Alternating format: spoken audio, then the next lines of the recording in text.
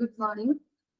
നമ്മുടെ chapter 52 basic of computer ആണ് എടുത്തുകൊണ്ടിരുന്നത്. അപ്പൊ അതില് നമ്മൾ ഡിസ്കസ് ചെയ്ത് കമ്പ്യൂട്ടർ ഫണ്ടമെന്റൽസ് ഓഫ് കമ്പ്യൂട്ടേഴ്സ് പറഞ്ഞു, പിന്നെ പാർട്സ് ഓഫ് കമ്പ്യൂട്ടറിനെ കുറിച്ച് പറഞ്ഞു, fundamentals of computers, hardware, software, central processing unit, memory, storage, input ഡിവൈസിനെ കുറിച്ച്, അതേപോലെ ഓപ്പറേറ്റിംഗ് സിസ്റ്റത്തിനെ കുറിച്ചൊക്കെ പറഞ്ഞു.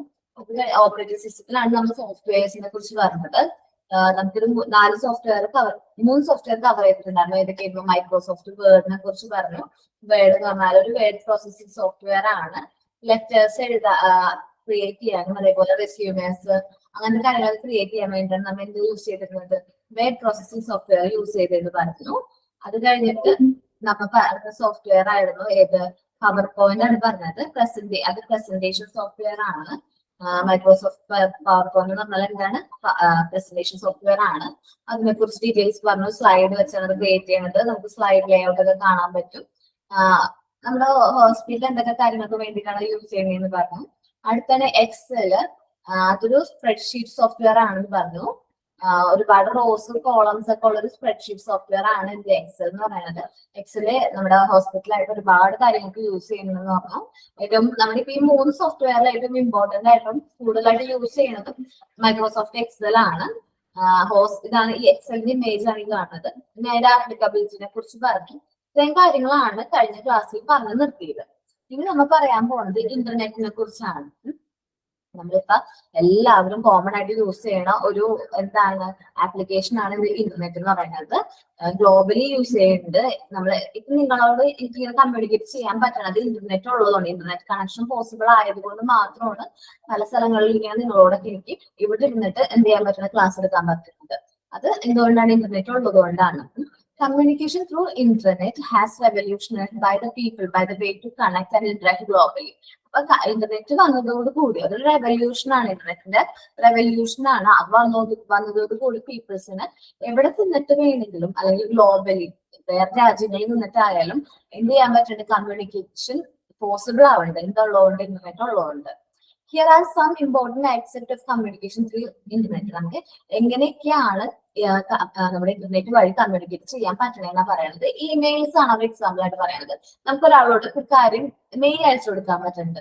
നമ്മളിപ്പോ ഹോസ്പിറ്റലിൽ ജോബിന് വേണ്ടിയിട്ട് ആപ്ലിക്കേഷൻ കൊടുക്കണമെങ്കിൽ അവരുടെ ഇമെയിലിലേക്ക് നമ്മുടെ റെസ്യൂമ് സെൻഡ് ചെയ്യണമായിരിക്കും. അപ്പൊ അതിൽ ഫ്രം ടു ഒക്കെ വെച്ചിട്ട് സബ്ജക്റ്റ് ഒക്കെ കൊടുത്ത്, സബ്ജക്ട് എന്ന് പറയുമ്പോൾ ആപ്ലിക്കേഷൻ ഫോർ ദ പോസ്റ്റ്. ആ പോസ്റ്റ് എന്താണെന്നുള്ളത് അതിന്റെ ആപ്ലിക്കേഷൻ കൊടുത്ത് നമ്മൊരു ലെറ്റർ, റെസ്യൂമിന് മുമ്പ് ഒരു ഇൻട്രൊഡക്ഷൻ പോലെ ഒരു ലെറ്റർ പോലെ കൊടുത്തിട്ട് നമ്മുടെ റെസ്യൂമേയും കൂടി അറ്റാച്ച് ചെയ്തിട്ടായിരിക്കും നമ്മൾ സെൻഡ് ചെയ്യുന്നത്. അതെങ്ങനെയാണ് പോസിബിൾ ആവുന്നത്? ഇമെയിൽ വഴിയാണ് പോസിബിൾ ആവുന്നത്. ഇമെയിൽ എന്ന് പറയുന്നത് ഒരു മെത്തേഡ് ഓഫ് കമ്മ്യൂണിക്കേഷൻ ആണ്. ഇന്റർനെറ്റ് വഴി കമ്മ്യൂണിക്കേറ്റ് ചെയ്യുന്ന ഒരു മെത്തേഡ് ആണ് ഇമെയിൽസ് എന്ന് പറയുന്നത്. ഇതുവഴി നമുക്ക് മെസ്സേജ് അയക്കാൻ പറ്റും, ഡോക്യുമെന്റ്സ് സെൻഡ് ചെയ്യാൻ പറ്റും, മൾട്ടിമീഡിയ, വോയിസ്, അതേപോലെ ചെറിയ വീഡിയോസ് ഒക്കെ ചെറുത് അതൊക്കെ എന്ത് ചെയ്യാൻ പറ്റും? സെൻഡ് ചെയ്യാനായിട്ട് പറ്റും. നോക്കാം. Email is the one of the most vastly used method of internet communication. Internet കമ്മ്യൂണിക്കേഷനിൽ കോമൺ ആയിട്ട് യൂസ് ചെയ്യുന്ന ഒരു മെത്തേഡ് ആണ് ഇമെയിൽസ് എന്ന് പറയുന്നത്.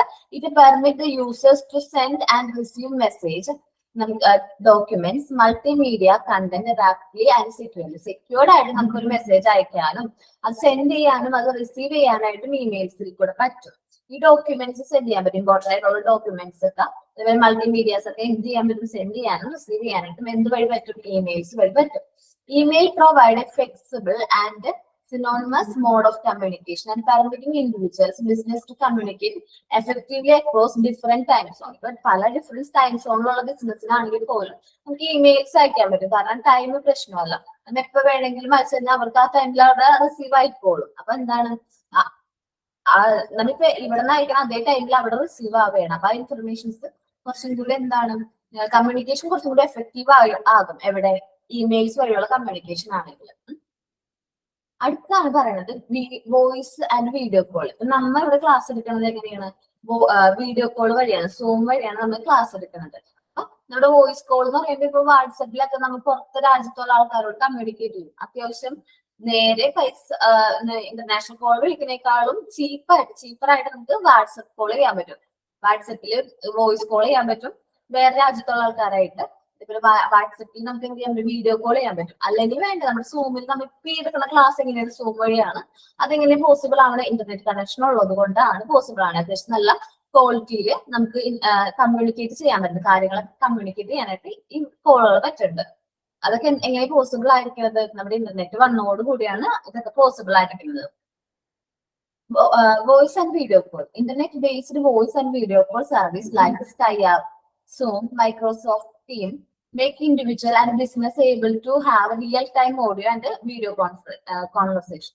അപ്പൊ നമ്മുടെ ഓഡിയോയും വീഡിയോയും റിയൽ ടൈം ആയിട്ട് നമുക്ക് നേരിട്ട് ഞാനിപ്പോ നിങ്ങളോട് കമ്മ്യൂണിക്കേറ്റ് അതേ സമയത്ത് നിങ്ങൾക്ക് എന്റെ കമ്മ്യൂണിക്കേഷൻ റിസീവ് ചെയ്യാൻ പറ്റുന്നുണ്ട്. എന്താണ് real time audios and video conversation possible ആണെന്ന് പറയുന്നത്. ഇപ്പൊ ഞാൻ എന്റെ ഒരു ഫ്രണ്ട് പുറത്ത് UK ഉണ്ടെന്ന് വിചാരിക്കും. അപ്പൊ ആ കുട്ടിനോട് എനിക്ക് കമ്മ്യൂണിക്കേറ്റ് ചെയ്യാൻ പറ്റും. ഇപ്പൊ ഇവിടെ നിന്ന് വിളിച്ചു കഴിഞ്ഞാൽ ആ കുട്ടി അവിടെ അറ്റൻഡ് ചെയ്യണമെങ്കിൽ എനിക്ക് റിയൽ ടൈമിൽ കമ്മ്യൂണിക്കേറ്റ് ചെയ്യാൻ പറ്റും. എന്റെ ഇവിടുത്തെ ടൈമും അവിടുത്തെ ടൈമും തമ്മിൽ വ്യത്യാസമൊക്കെ ഉണ്ടാവും. പക്ഷെ കമ്മ്യൂണിക്കേഷൻ എങ്ങനെയായിരിക്കും, ആ റിയൽ ടൈമിൽ തന്നെ കമ്മ്യൂണിക്കേറ്റ് ചെയ്യാനായിട്ട് പറ്റും. ഇനി നമ്മളെല്ലാവരും കോമൺ ആയിട്ട് യൂസ് ചെയ്യുന്ന ഒരു കമ്മ്യൂണിക്കേഷൻ ആണ്, ഇന്റർനെറ്റ് വഴി കമ്മ്യൂണിക്കേഷൻ ആണ് എന്ത്, സോഷ്യൽ മീഡിയാസ്. നമ്മിപ്പോ എന്താണ് സോഷ്യൽ മീഡിയാസ് വഴി നമ്മൾ എന്തെങ്കിലും കമ്മ്യൂണിക്കേറ്റ് ചെയ്യുന്നുണ്ട്. Social media platforms such as Facebook, Twitter, Instagram, LinkedIn have changed the way of people communicate and share the information online. ഇപ്പൊ നമ്മൾ ഓരോ ഇൻഫർമേഷൻസ് ഒക്കെ എന്ത് ചെയ്യും, ഷെയർ ചെയ്യും, നമ്മൾ പോസ്റ്റ് ചെയ്യും. നമ്മുടെ കമ്മ്യൂണിക്കേഷൻ ഇപ്പൊ ആൾക്കാരോട് നമുക്ക് എന്താ പറയാ, നമ്മൾ പുതിയൊരു കാറ് വാങ്ങിച്ചെന്നൊക്കെയുള്ള കാര്യങ്ങൾ മറ്റുള്ളവരോട് ഫോൺ വിളിച്ച് പറയുള്ളൂ. കാരണം നമ്മൾ സ്റ്റാറ്റസ് ഇട്ട് എല്ലാവരും ആ കമ്മ്യൂണിറ്റി അത് കണ്ടോളും, അവർ കമന്റ് ചെയ്തോളും. അങ്ങനെയൊക്കെ ഇപ്പൊ സോഷ്യൽ മീഡിയ വന്നതോടുകൂടി നമുക്ക് ഇങ്ങനെ കമ്മ്യൂണിക്കേറ്റ് ചെയ്യാനായിട്ട് പറ്റുന്നുണ്ട്. അത് ഇന്റർനെറ്റ് ഉള്ളത് കൊണ്ടാണ് ഇത് എന്ത് ചെയ്യാൻ പറ്റുന്നത്, പോസിബിൾ ആവണേട്ടാ. These platform offer a vast reach of communication tools. നമുക്ക് ഇങ്ങനത്തെ പ്ലാറ്റ്ഫോം ഒരുപാട് കമ്മ്യൂണിക്കേഷൻ ടൂൾസ് പ്രൊവൈഡ് ചെയ്യുന്നുണ്ട്. നമുക്ക് വോയിസ് അയക്കാൻ പറ്റും. ഇപ്പൊ വാട്സപ്പ് ആണ് വിചാരിക്കും, നമുക്ക് വോയിസ് അയക്കാൻ പറ്റും, വീഡിയോസ് അയക്കാൻ പറ്റും, ടെക്സ്റ്റ് മെസ്സേജ് അയക്കാൻ പറ്റും. നമ്മുടെ ഫേസ്ബുക്കിലും അതെ, വോയിസ് അയക്കാൻ പറ്റും, വീഡിയോസ് അയക്കാൻ പറ്റും, അതെ ഓൺലൈനായിട്ട് കോൾ ചെയ്യാൻ പറ്റും, വോയിസ് കോൾ ചെയ്യാൻ പറ്റും, വീഡിയോ കോൾ ചെയ്യാൻ പറ്റും. അങ്ങനെ ഒരുപാട് രീതിയിൽ നമുക്ക് കമ്മ്യൂണിക്കേഷൻ പോസിബിൾ ആവുന്നുണ്ട്. ഇനി പറയുന്നത് these platform offer a vast reach of communication tool which include status update, നമ്മൾ എല്ലാ ദിവസവും ചെയ്യുന്ന കാര്യമാണ് സ്റ്റാറ്റസുകൾ ഇടാറുണ്ട്. കമന്റ് ചെയ്യാൻ പറ്റും, നമ്മുടെ മറ്റുള്ളവർക്ക് സ്റ്റാറ്റസിന് കമന്റ് കൊടുക്കാൻ പറ്റും. Such as direct message and video sharing. ചിലപ്പോൾ അത് ഡയറക്റ്റ് ആയിട്ട് മെസ്സേജ് ആണ്, ചിലപ്പോൾ വീഡിയോസ് ഒക്കെ ആയിരിക്കും നമുക്ക് ഷെയർ ചെയ്ത് കൊടുക്കണം. അങ്ങനെയൊക്കെ ഷെയർ ചെയ്യാനായിട്ട് എന്ത് പറ്റുന്നുണ്ട്, സോഷ്യൽ മീഡിയാസ് ഉള്ളതുകൊണ്ട് പറ്റുന്നുണ്ട്. Social media makes individual and business able to connect. ഈ സോഷ്യൽ മീഡിയാസ് ഉള്ളതുകൊണ്ട് ഇൻഡിവിജ്വൽസിനും ബിസിനസിനും ഒരു കണക്ഷൻ നിലനിർത്താനായിട്ട് പറ്റുന്നുണ്ട്. Collaborate and engage with a broader audience. ഞാൻ ഇപ്പൊ എന്റെ ഫോണിൽ മെസ്സേജ് വാട്സപ്പ് സ്റ്റാറ്റസ് ഇടുകയാണെങ്കിൽ എന്റെ കോൺടാക്റ്റുള്ള എല്ലാവർക്കും ആ മെസ്സേജ് കാണാൻ പറ്റുന്നുണ്ട്. ഞാൻ എല്ലാവരെയും വിളിച്ച് കാര്യങ്ങൾ പറയണേക്കാളും നല്ലത് ഈ ഒരു മെസ്സേജ് ഇടുമ്പോൾ അവർക്ക് കമ്മ്യൂണിക്കേറ്റ് ചെയ്യാൻ പറ്റുന്നുണ്ട്. ഹോസ്പിറ്റലിനൊക്കെ ഒരു ഫേസ്ബുക്ക് ആണെങ്കിൽ നമ്മുടെ ഒരു ഇൻഫർമേഷൻ അല്ലെങ്കിൽ പുതിയൊരു ബ്രാഞ്ച് തുടങ്ങുകയാണെങ്കിൽ നമുക്ക് ഫേസ്ബുക്കിൽ പോസ്റ്റ് ഇട്ടാൽ മതി. ഒരുപാട് ആൾക്കാരിലേക്ക് അത് പെട്ടെന്ന് എന്താവും, റീച്ച് ആവും. ഇപ്പൊ സോഷ്യൽ മീഡിയാസ് നമ്മൾ എന്ത് ചെയ്യുന്നുണ്ട്, ഇന്റർനെറ്റ് വഴി നമുക്ക് സോഷ്യൽ മീഡിയാസിന്റെ ഉപയോഗവും കൂടിയിട്ടുണ്ട്. ഇനി അടുത്തതാണ് ഫയൽ ഷെയറിംഗ്, ക്ലൗഡ് സ്റ്റോറേജ്. ഇപ്പൊ നിങ്ങൾ മുമ്പിൽ ഈ കാണുന്ന പേജ് എന്ന് പറയുന്നത് എന്താണ്, നമ്മുടെ ഗൂഗിൾ ഡ്രൈവിൽ സേവ് ചെയ്തിരിക്കുന്ന ഒരു ഇതിൽ നിന്ന് എടുത്തിരിക്കുന്നതാണ് ഏത് ഈ കാണുന്ന ഈ പേജ് എന്ന് പറയുന്നത് കേട്ടോ. ഇതിലാണ് ഗൂഗിൾ ഡ്രൈവിൽ നിന്ന് ഡൗൺലോഡ് ചെയ്തിരിക്കുന്ന ഒരു PDF ആണ്. ഇപ്പൊ നിങ്ങൾ ഈ കാണുന്ന ഈ PDF എന്ന് പറയുന്നത്.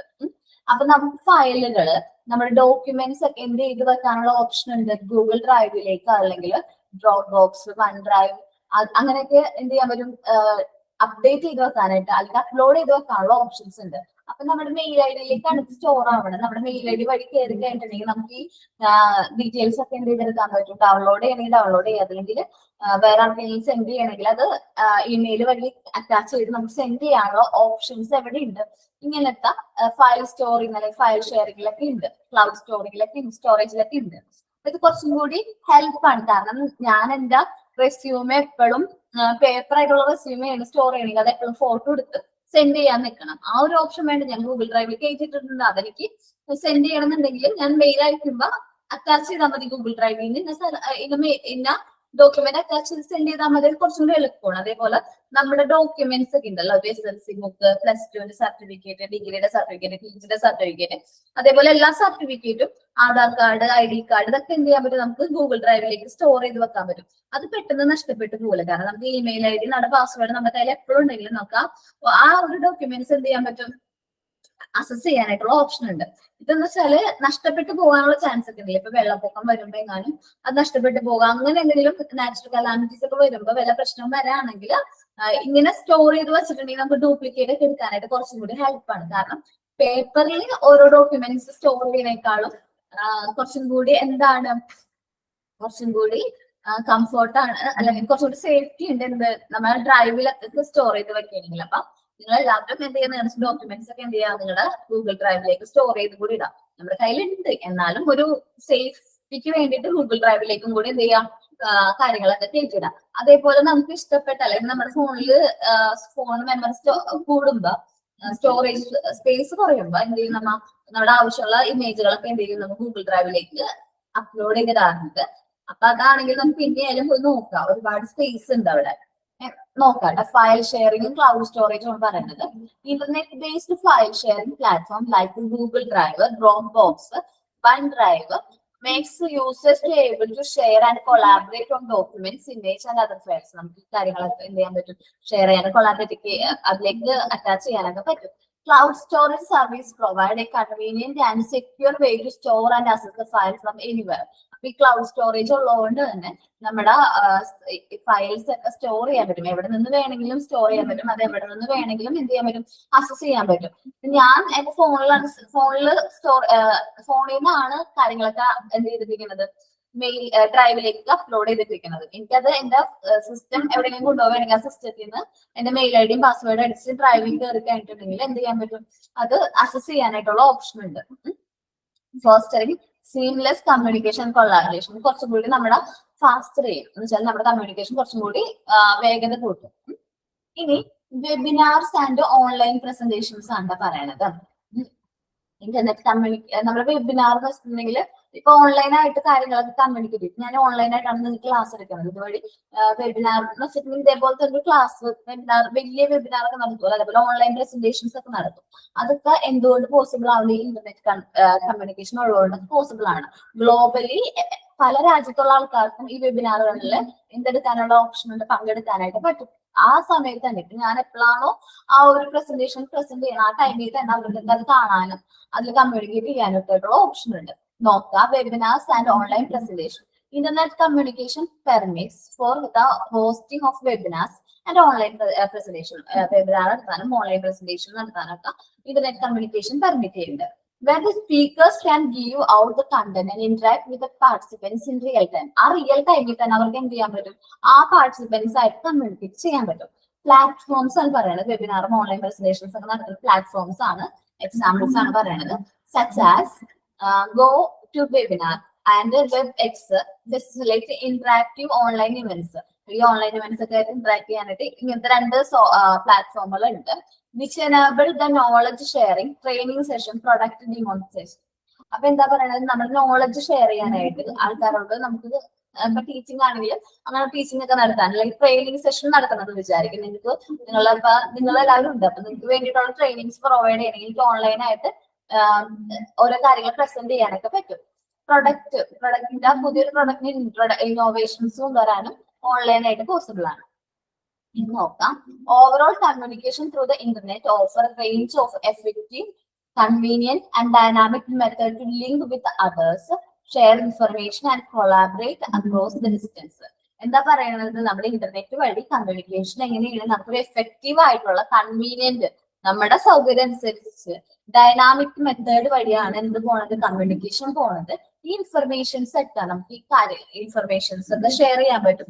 നമുക്ക് ഇവിടെ നിന്നുകൊണ്ട് ഇപ്പൊ UK-ലേക്കാവട്ടെ, അമേരിക്കയിലാകട്ടെ, എവിടെ വേണമെങ്കിലും നമുക്ക് ഇൻഫർമേഷൻസ് ഷെയർ ചെയ്യാൻ പറ്റും, അല്ലെങ്കിൽ കമ്മ്യൂണിക്കേഷൻ ആണെങ്കിലും ഷെയർ ചെയ്യാൻ പറ്റും. The internet has brought the people close together. നമ്മുടെ ഇന്റർനെറ്റ് ഒരുപാട് ദൂരമുള്ള ആൾക്കാർ എല്ലാവരും ഒരുമിച്ച് ഒരു സ്ഥലത്തേക്ക് ഒരുമിപ്പിക്കും. നിങ്ങളൊക്കെ പല സ്ഥലങ്ങളിലാണ് ഇരുന്ന് ക്ലാസ് കണ്ടുകൊണ്ടിരിക്കുന്നത്. നമ്മളെല്ലാവരും കൂടി ഇന്റർനെറ്റ് ഉള്ളതുകൊണ്ടാണ് ഈ ഒരു പ്ലാറ്റ്ഫോമിൽ, സൂം എന്ന് പറയുന്ന പ്ലാറ്റ്ഫോമിൽ വന്നിട്ട് ഈ ഒരു ക്ലാസ് കണ്ടുകൊണ്ടിരിക്കുന്നത്. എന്തുകൊണ്ടാണ് ഇത് പോസിബിൾ ആയത്? ഇന്റർനെറ്റ് എന്ന് പറയുന്ന ഒരു കമ്മ്യൂണിക്കേഷൻ നെറ്റ്വർക്ക് ഉള്ളതുകൊണ്ടാണ്. എവിടെ ആയാലും നമ്മളെല്ലാവരെയും ഒരുമിച്ച് ആക്കാനായിട്ട് ആർക്ക് ഇന്റർനെറ്റിന് പറ്റുമെന്നാ പറയണേ. The internet has brought the peoples together, promoting global connectivity. ഇപ്പൊ രാജ്യങ്ങൾ തമ്മിൽ കണക്ട് ആവാനും breaking down the barriers of time and location. ഈ ടൈമിന്റെ ലൊക്കേഷന്റെ ബാരിയേഴ്സ് ഉണ്ട്. ആ ബാരിയേഴ്സ് ഒക്കെ പൊട്ടിക്കാനൊക്കെ എന്ത് ഹെൽപ്പ് ചെയ്യുന്നുണ്ട്? ഇന്റർനെറ്റ് ഹെൽപ്പ് ചെയ്യുന്നുണ്ട്. കാരണം ഗ്ലോബലി കണക്ട് ചെയ്യാൻ പറ്റും. ഇപ്പൊ UK-യിലുള്ള ആളോട് എനിക്ക് കമ്മ്യൂണിക്കേറ്റ് ചെയ്യണമെങ്കിൽ ഇപ്പൊ ഒരു ബ്രദർ എവിടെ ഉണ്ട്, കാനഡയിൽ ഉണ്ടെന്ന് വിചാരിക്കുക. അവിടുത്തെ ടൈമും ഇവിടുത്തെ ടൈമും തമ്മിൽ വ്യത്യാസമുണ്ട്. പക്ഷെ എനിക്ക് ഇപ്പൊ ഇവിടെ നിന്ന് വീഡിയോ കോൾ ചെയ്ത് കഴിഞ്ഞിട്ടുണ്ടെങ്കിൽ അവരവിടെ അത് ഇന്റർനെറ്റ് കണക്ഷൻ ഉണ്ടെങ്കിൽ അവർക്ക് എന്ത് ചെയ്യാൻ പറ്റും? അത് അറ്റൻഡ് ചെയ്യാനുള്ള ഓപ്ഷൻ ഉണ്ട്, അറ്റൻഡ് ചെയ്യാൻ പറ്റും. അപ്പൊ ടൈമും ലൊക്കേഷന്റെ ബാരിയേഴ്സ് ഒക്കെ ബ്രേക്ക് ചെയ്തുകൊണ്ട് നമുക്ക് കമ്മ്യൂണിക്കേഷൻ നടത്താൻ പറ്റുന്നത് എന്തുകൊണ്ടാണ്? ഇന്റർനെറ്റ് എന്ന് പറയുന്ന ആ ഒരു ആപ്ലിക്കേഷൻ ഉള്ളതുകൊണ്ട്, കമ്മ്യൂണിക്കേഷൻ ഇതുള്ളതുകൊണ്ടാണ് നമുക്ക് എന്ത് ചെയ്യാൻ പറ്റുന്നത്? കമ്മ്യൂണിക്കേറ്റ് ചെയ്യാൻ പറ്റുന്നത്. ഞാൻ പറഞ്ഞത് ഇന്റർനെറ്റിനെ കുറിച്ചാണ്. ഇന്റർനെറ്റ് ഉള്ളതുകൊണ്ട് ഒരുപാട് എന്താണ് ഗുണങ്ങൾ നമുക്ക് എല്ലാവർക്കും ഉണ്ട്. നമ്മുടെ ഡെയിലി ലൈഫിലാവട്ടെ അല്ലെങ്കിൽ ഭാവിയിലേക്കാവട്ടെ. അപ്പൊ അതൊക്കെ ഇന്റർനെറ്റ് ഉള്ളതുകൊണ്ടാണ് കുറച്ചും കൂടി നല്ല രീതിയിൽ പോണത്. ഇന്റർനെറ്റ് കൊണ്ട് നമുക്ക് ഏതൊക്കെ വഴി കമ്മ്യൂണിക്കേറ്റ് ചെയ്യാന്നാണ് നമ്മൾ ഇപ്പൊ പറഞ്ഞത്. ഇമെയിൽ വഴി കമ്മ്യൂണിക്കേറ്റ് ചെയ്യുക, ഡാറ്റാസ് അല്ലെങ്കിൽ ഡോക്യുമെന്റ്സ് ഒക്കെ ഷെയർ ചെയ്യാനായിട്ട് ഇമെയിൽസ് യൂസ് ചെയ്യാൻ പറ്റും. ഇനി വോയിസ് വീഡിയോ കോൾ ഒക്കെ ചെയ്യാൻ പറ്റും. നമ്മളിപ്പോ ഏതെങ്കിലും റിലേറ്റീവ്സ് എന്തായാലും പുറത്തുണ്ടാവാതിരിക്കൂല, അവരോടൊക്കെ നേരിട്ട് കണ്ട് സംസാരിക്കുന്ന പോലെ നമുക്ക് ഫോണിൽ കൂടെ ആയാലും സിസ്റ്റത്തിൽ കൂടെ ആയാലും കമ്മ്യൂണിക്കേറ്റ് ചെയ്യാനുള്ള ഓപ്ഷൻസ് ഉണ്ട്. പിന്നെ സോഷ്യൽ മീഡിയ, നമ്മളെല്ലാവരും കോമൺലി യൂസ് ചെയ്യുന്ന ഈ സോഷ്യൽ മീഡിയാസ് വന്നത് എന്തുകൊണ്ടാണ്? ഈ ഇന്റർനെറ്റ് കണക്ഷൻ പോസിബിൾ ആയതുകൊണ്ടാണ്. ഇനി നമുക്ക് നമ്മുടെ ഫയൽസ് ഷെയർ ചെയ്യാനൊക്കെ പറ്റണത് എന്തുകൊണ്ടാണ്? ഇന്റർനെറ്റ് ഉള്ളതുകൊണ്ടാണ്. അതേപോലെ ക്ലൗഡ് സ്റ്റോറേജ് ഉള്ളതുകൊണ്ട്, ഇപ്പൊ ഗൂഗിൾ ഡ്രൈവ്, നമ്മുടെ ഡ്രോപ്പ് ബോക്സ്, വൺ ഡ്രൈവ് ഒക്കെ ഉള്ളതുകൊണ്ട് നമുക്ക് നമ്മുടെ ഡാറ്റാസ് ഒക്കെ എന്ത് ചെയ്തെടുക്കാൻ പറ്റും? സ്റ്റോർ ചെയ്ത് വെക്കാനായിട്ട് പറ്റും. ഇനി വെബിനാർസ് ആൻഡ് ഓൺലൈൻ പ്രസന്റേഷൻസ് ഒക്കെ ഇന്റർനെറ്റ് ഉള്ളത് കൊണ്ട് പോസിബിൾ ആണ്. ഇത്രയും കാര്യങ്ങളാണ് നമ്മൾ ഇന്റർനെറ്റിനെ കുറിച്ച് പറഞ്ഞത്. ഇത് മനസ്സിലായോ? ഓക്കെ. ഞാൻ അടുത്തത് എടുക്കുന്നത് ഈ വെബ് ബ്രൗസേഴ്സിനെ കുറിച്ചാണ് പറയാൻ പോകുന്നത്. നമ്മളിപ്പോ ഒരു കാര്യം സെർച്ച് ചെയ്യണമെങ്കിൽ ഗൂഗിളിൽ പോയിട്ട് എന്തെങ്കിലും സെർച്ച് കൊടുക്കും. സെർച്ച് ഗൂഗിൾ ക്രോമിലായിരിക്കും നമ്മൾ എടുക്കുന്നത്. ക്രോമിൽ പോയിട്ട് എന്തെങ്കിലും സെർച്ച് കൊടുക്കും. നമുക്ക് ഇതിന്റെ ബോക്സ് വന്നിട്ടുണ്ട്. നമ്മൾ സെർച്ചിന്റെ ഒരു ഭൂതക്കണ്ണാടി പോലത്തെ ചെറിയൊരു സെർച്ചിന്റെ ഓപ്ഷനും പിന്നെ ഗൂഗിൾ എന്ന് പറഞ്ഞിട്ട് നമ്മുടെ ഫോണിലൊക്കെ നമ്മൾ ഗൂഗിൾ സെർച്ച് ചെയ്യൂലേ. അപ്പൊ അത് എന്തുകൊണ്ട്? വെബ് ബ്രൗസേഴ്സ് ആണ്. അപ്പൊ ചില പേജുകളിലേക്ക് നമുക്ക് പോകുമ്പോ www.hsslive.com, HSSന്റെ ഹയർ സെക്കൻഡറിയുടെ ക്വസ്റ്റ്യൻ പേപ്പറാണ് വേണമെങ്കിൽ നമ്മൾ എന്ത് ചെയ്യും? www.hsslive.com എന്ന് പറയുന്ന അതിലേക്ക് കയറിയിട്ട് നമ്മൾ എന്ത് ചെയ്യും? കാര്യങ്ങള് ഡീറ്റെയിൽസ് നമുക്ക് എന്താ ആവശ്യമുള്ള അവിടെ വന്നിട്ടുണ്ടാവും. ആ പേജ്, അവരുടെ വെബ് പേജ് ഓപ്പൺ ചെയ്ത് വന്നിട്ടുണ്ടാവും. അതിൽ നമുക്ക് ആവശ്യമുള്ള കാര്യങ്ങൾ നമ്മൾ എന്ത് ചെയ്യും? അസസ് ചെയ്യും. അപ്പൊ ഈ വെബ് ബ്രൗസേഴ്സിനെ കുറിച്ചാണ് ഇനി പറയുന്നത്. എന്താണ് വെബ് ബ്രൗസേഴ്സ് എന്ന് പറയുന്നത്? ഈ വെബ് ബ്രൗസേഴ്സ് എന്ന് പറഞ്ഞിട്ടുണ്ടെങ്കിൽ ഒരു ആപ്ലിക്കേഷൻ സോഫ്റ്റ്വെയർ ആണ്. നമുക്ക് കാര്യങ്ങളൊക്കെ ഇവാലുവേറ്റ് ചെയ്യാനും അതേപോലെ നമ്മളെ നാവിഗേറ്റ് ചെയ്യാൻ വേണ്ടി നമുക്ക് ആ അതിലേക്കുള്ള ഒരു വഴി കാണിച്ചു തരുന്നത് എങ്ങനെയാണെങ്കിൽ വെബ് ബ്രൗസേഴ്സ് വഴിയാണ്. അപ്പൊ നമ്മൾ സെർച്ച് ചെയ്യണത് ഈ ക്രോമിലൊക്കെ കയറി അല്ലെങ്കിൽ മോസില്ല ഫയർഫോക്സിലൊക്കെ കയറിയിട്ട് നമ്മൾ എന്ത് ചെയ്യണം? സെർച്ച് ചെയ്യാൻ പറ്റണത് എന്തുകൊണ്ടാണ്? ഈ വെബ് ബ്രൗസേഴ്സ് ആണ് ഇതൊക്കെ. ഗൂഗിൾ ക്രോമും മോസില്ല ഫയർഫോക്സ് എന്നൊക്കെ പറയുന്നത് എന്താണ്? വെബ് ബ്രൗസേഴ്സിന് എക്സാമ്പിൾസ് ആണ്. നോക്കാട്ടെ എന്താണ് ഈ web browsers are software application that makes the users able to evaluate and navigate the world wide web. അപ്പൊ എന്താണ് വെബ് ബ്രൗസേഴ്സ് എന്നൊരു സോഫ്റ്റ്വെയർ ആപ്ലിക്കേഷൻ ആണ്. യൂസേഴ്സിന് ഈ കാര്യങ്ങളൊക്കെ ഇവാലുവേറ്റ് ചെയ്യണം, നാവിഗേറ്റ് ചെയ്യാനായിട്ട് വേണ്ടിയിട്ടാണ് നമ്മൾ ഇത് യൂസ് ചെയ്യുന്നത്. ഈ വേൾഡ് വൈഡ് വെബ് അതിനെ നമ്മൾ ഷോർട്ട് ആയിട്ട് www എപ്പോഴും പറയാം www.in.com, www അതാണ് ഈ വേൾഡ് വൈഡ് വെബിന്റെ ഷോർട്ട് ഫോം. നമുക്കറിയാം www. എന്താണ് നമുക്ക് കോമൺ ആയിട്ട് യൂസ് ചെയ്യണമെങ്കിൽ. പക്ഷെ എന്താണ് വേൾഡ് വൈഡ് വെബ് എന്നുള്ളത് അറിഞ്ഞൂടാ, അല്ലെങ്കിൽ www.ന്റെ ഫുൾ ഫോം നമുക്ക് അറിഞ്ഞൂടാ. അതാണ് എന്ത്? വേൾഡ് വൈഡ് വെബ് എന്ന് വെച്ചിട്ടുണ്ടെങ്കിൽ they provide a graphical user interface for individual to interact with website. അതൊരു ഗ്രാഫിക്കൽ യൂസർ ഇന്റർഫേസ് ആണ്. നമുക്ക് ഇപ്പൊ ഗൂഗിൾ ക്രോം തുറക്കുമ്പോൾ അവിടെ എന്ത് വരുന്നുണ്ട്? ഒരു ഇമേജ് വരുന്നുണ്ട്. ഗൂഗിളിൽ നിന്ന് താഴെ എഴുതിയിട്ടുണ്ട്, ഒരു സെർച്ച് ബട്ടൺ ഉണ്ട്, കുറച്ച് ഓപ്ഷൻസ് ഉണ്ട്, കുറച്ച് കാര്യങ്ങൾ താഴത്തേക്ക് അങ്ങനെ ഉണ്ട്. നമുക്ക് ഇതുവരെ നമുക്ക് എന്തെങ്കിലും നമുക്ക് ആവശ്യമുള്ള കണ്ടന്റ് അല്ലെങ്കിൽ നമുക്ക് ആവശ്യമുള്ള ഇൻഫർമേഷൻസ് സെർച്ച് ചെയ്യാനുള്ള ഓപ്ഷൻസ് ഉണ്ട്. Search for information and consume online contents. Online ആയിട്ടുള്ള കണ്ടന്റ്സ് ഒക്കെ നമുക്ക് കൺസ്യൂം ചെയ്യാൻ പറ്റും. സെർച്ച് ഇൻഫർമേഷൻസ് സെർച്ച് ചെയ്യാൻ പറ്റും. ഇനി എക്സാമ്പിൾസ് ആണ് വേൾഡ് വൈഡ് വെബിന് എക്സാമ്പിൾസ് അല്ലെങ്കിൽ ഈ വെബിന് എക്സാമ്പിൾ ബ്രൗസേഴ്സ് ആണ് ഏത് Google Chrome. Examples R Google Chrome, Mozilla Firefox ഒക്കെയാണ് എന്ത് ഇതിനുള്ള എക്സാമ്പിൾസ് ആയിട്ട് പറയുന്നത്. നോക്കാം. Here are some important points about web browsers. Important പോയിന്റ്സിനെ കുറിച്ച് പറയുന്നത് വെബ് ബ്രൗസേഴ്സിന്റെ ഇമ്പോർട്ടന്റ് പോയിന്റ്സ് ആണ് പറയുന്നത്. User interface. നമുക്ക് യൂസർ ഫ്രണ്ട്ലി വെബ് ബ്രൗസേഴ്സ് ആണ് കൂടുതൽ. കാരണം ഗൂഗിൾ ക്രോം ആണ് നമുക്ക് കൂടുതലായിട്ട് യൂസ് ചെയ്യാന്ന് വിചാരിക്കും. നമ്മൾ ഗൂഗിളിൽ ചെന്നിട്ട് പെട്ടെന്ന് സെർച്ച് ചെയ്തോ സെർച്ച് ബട്ടൺ ക്ലിക്ക് ചെയ്ത് കഴിഞ്ഞിട്ടുണ്ടെങ്കിൽ നമുക്ക് ആ പറഞ്ഞ കണ്ടന്റിലേക്കൊക്കെ പോകാൻ പറ്റും. Web browsers extend a user friendly interface with the access like address bar ഉണ്ടാവും. നമ്മൾ ആ വെബ് അഡ്രസ് അടിച്ചു കൊടുക്കേണ്ട ആ ഒരു അഡ്രസ് ബാർ ആണ് സെർച്ച് ബട്ടൺ ഇപ്പുറത്തായിട്ട് കാണാം. അല്ലെങ്കിൽ മുകളിൽ നമുക്ക് അടിച്ചു കൊടുക്കാനുള്ള ഓപ്ഷൻ ഉണ്ട്. ഇതേപോലൊരു അഡ്രസ് ബാർ ഇവിടെ കണ്ടാം. ഇതേപോലൊരു അഡ്രസ് ബാർ വരും. അവിടെ നമുക്ക് എന്ത് ചെയ്യാൻ പറ്റും? സെർച്ച് കൊടുക്കാൻ പറ്റും. അല്ലെങ്കിൽ ഇവിടെ കണ്ട ഇത് വന്നിരിക്കുന്നുണ്ട് ഒരു വെബ് പേജ് ആണ് വന്നിരിക്കുന്നത്. മൈക്രോസോഫ്റ്റിന്റെ വെബ് ആണ്. ഇവിടെ നമുക്ക് എന്ത് ചെയ്യാൻ പറ്റും? സെർച്ചിൽ എന്താണെന്ന് വെച്ചാൽ സെർച്ച് ചെയ്യാനായിട്ട് പറ്റും. ഇപ്പൊ ഞാൻ എന്ത് സെർച്ച് ചെയ്യാൻ പറ്റും? ഹോസ്പിറ്റൽസ് എന്നൊക്കെ അടിച്ചു കൊടുക്കുകയാണെങ്കിൽ അതേ ഹോസ്പിറ്റൽസ് വന്നിട്ടുണ്ട്. എനിക്ക് എന്താ ഇൻഫർമേഷൻ അഡ്മിനിസ്ട്രേഷനെ കുറിച്ച് അടിച്ചു കൊടുക്കണമെങ്കിൽ അത് വരും. ഇതൊക്കെ കാണാൻ പറ്റുന്നുണ്ടല്ലോ. ഇതൊക്കെ പോസിബിൾ ആവണത് എന്തുകൊണ്ടാണ്? നമ്മുടെ ഇന്റർനെറ്റ് ഉള്ളത് കൊണ്ടാണ് ഇങ്ങനത്തെ കാര്യങ്ങളൊക്കെ പോസിബിൾ ആവണത്. അത് പറഞ്ഞല്ല. ഓക്കെ. ഇനി user face interface with accept of address bar പറഞ്ഞു. Book marks, navigating button. ഇവിടെ നമ്മെ അടിച്ചു കൊടുത്തപ്പോ ഇവിടെ ആയിട്ട് സെർച്ച് ബട്ടൺ വന്നിട്ടുണ്ടായിരുന്നല്ലേ. ഇങ്ങനത്തെ സെർച്ച് ബട്ടൺ ഇതിനെയാണ് നാവിഗേറ്റിംഗ് ടൂൾ എന്നൊക്കെ പറയുന്നത്. സെർച്ച് ബട്ടൺ അല്ലെങ്കിൽ ഇവിടെ നമുക്ക് എന്ത് ചെയ്യാൻ പറ്റും? അഡ്രസ് നമുക്ക് എന്താണോ വേണ്ട ഇൻഫർമേഷൻസ് അത് എന്ത് ചെയ്യാൻ പറ്റും? സെർച്ച് ചെയ്യാനുള്ള ഓപ്ഷൻസ് ഉണ്ട്. നമുക്ക് നാവിഗേറ്റ് ചെയ്യാനുള്ള ഓപ്ഷൻസ് ഒക്കെ ഉണ്ട്. They permit users to get into the website address URL. നമുക്ക് യൂണിവേഴ്സൽ റിസോഴ്സ് ലൊക്കേറ്റർ വഴി നമുക്ക് വെബ് അഡ്രസ്സിലേക്ക് എന്ത് ചെയ്യാൻ പറ്റുന്നുണ്ട്? അതിലേക്ക് കയറാനുള്ള ഓപ്ഷൻ ഉണ്ട്. സെർച്ച് എൻക്വയറീസ് നമുക്ക് ആവശ്യമുള്ള കാര്യങ്ങൾ സെർച്ച് ചെയ്യാനുള്ള ഓപ്ഷൻ ഉണ്ട്. And explain the request web page visually appealing format.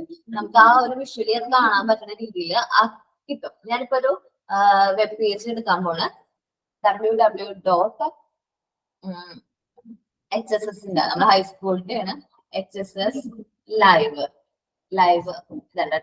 HSS live. എനിക്ക് പ്ലസ് ടുന്റെ ബുക്സ് ആണ് വേണമെങ്കിൽ ഞാൻ അതിലേക്ക് ക്ലിക്ക് ചെയ്യുമ്പോൾ നേരെ എവിടേക്കാണ് പോണത്? കേരളയുടെ സിലബസ് ആണ്. നമ്മുടെ HSS ലൈവിലേക്കാണ് വന്നിരിക്കുന്നത്. അതിൽ കേരള സിലബസ് ഫസ്റ്റ് സ്റ്റാൻഡേർഡ് മുതൽ 12th സ്റ്റാൻഡേർഡ് വരെയുള്ള ഇംഗ്ലീഷ് ആയിട്ടുള്ള സിലബസ് എല്ലാം ഉണ്ട്. പ്ലസ് ടു അവരുടെ ആ ഒരു പേജിലേക്ക് നമ്മൾ വന്നു. ഇത് എന്തുകൊണ്ട് പോസിബിൾ ആയിരിക്കുന്നത്? ഈ www. അല്ലെങ്കിൽ വെബ് ബ്രൗസേഴ്സ് ഉള്ളത് കൊണ്ടാണ് എന്തായിരിക്കുന്നത്? പോസിബിൾ ആയിരിക്കുന്നത്. ഓക്കെ. ഇനി ഇവരെന്താ ചെയ്യണെന്നാണ് രണ്ടാമത്തേൽ പറയുന്നത്. വിഷ്വലി അപ്പിയറിന്റെ കാര്യം പറഞ്ഞു. ഫസ്റ്റ് യൂസർ ഫ്രണ്ട്ലി ഇന്റർഫേസ് ആണെന്ന് പറഞ്ഞു. ഇനി rendering web page. Browsers utilise the rendering engine to explain and display the web content. ആ വെബ് കണ്ടന്റ് എക്സ്പ്ലെയിൻ ചെയ്യാനും അത് ഒന്ന് ഡിസ്പ്ലേ ചെയ്യാനാണ് ഈ വെബ് പേജുകൾ നമ്മൾ യൂസ് ചെയ്യുന്നത്. ടാബഡ് browsers. Tablet browsers is an accept features of web browsers that permit users to open multi-web page within the single browser window form. നമ്മിതിപ്പോ ശ്രദ്ധിക്കില്ല, വിൻഡോസിലാണ് ഈ കാണുന്നത്. വിൻഡോസ് മൈക്രോസോഫ്റ്റ് വിൻഡോസ് ആണ്. ഇപ്പൊ ഞാനതില് HSS ലൈവിന്റെ പേജ് എടുത്തിട്ട് ഓക്കെ അല്ലെ. ഇവിടെ HSS ലൈവിന്റെ ഇമേജ് വന്നു. ഞാൻ വീണ്ടും ആഡ് കൊടുക്കുകയാണെങ്കിൽ എന്താണ് എനിക്കിപ്പോ വേറെ എന്താ വേണ്ടത്? MG യൂണിവേഴ്സിറ്റി ആണ്. നോക്ക്, MG യൂണിവേഴ്സിറ്റി വന്നിട്ടുണ്ട്. MG യൂണിവേഴ്സിറ്റി വന്നു. അപ്പൊ അറ്റ് എ ടൈം എനിക്ക് 2-3 പേജുകൾ ഇത് MG യൂണിവേഴ്സിറ്റി ആണ്, HSS ലൈവ് ആണ്. അറ്റ് എ ടൈം എനിക്ക് ഒന്നിൽ കൂടുതൽ എന്തിലേക്ക് വെബ് പേജുകളിലേക്ക് പോകാനുള്ള ഓപ്ഷൻ എവിടെ അവൈലബിൾ ആണ്? നമ്മുടെ വെബ് പേജുകളിൽ അവൈലബിൾ ആണ്. ഞാൻ പറഞ്ഞതുള്ളൂ കേട്ടോ. ടാബ് ബ്രൗസിംഗ് പറ്റുന്ന ഒരുപാട് മൾട്ടിപ്പിൾ വെബ് പേജുകൾ ഒറ്റ ടൈമിൽ നമുക്ക് യൂസ് ചെയ്യാനുള്ള ഓപ്ഷൻ എവിടെയുണ്ട്? വെബ് ബ്രൗസേഴ്സിലുണ്ട്.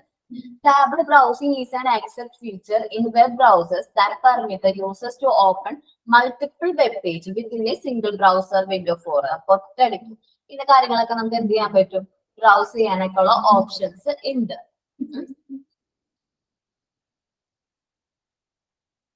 ഓക്കെ.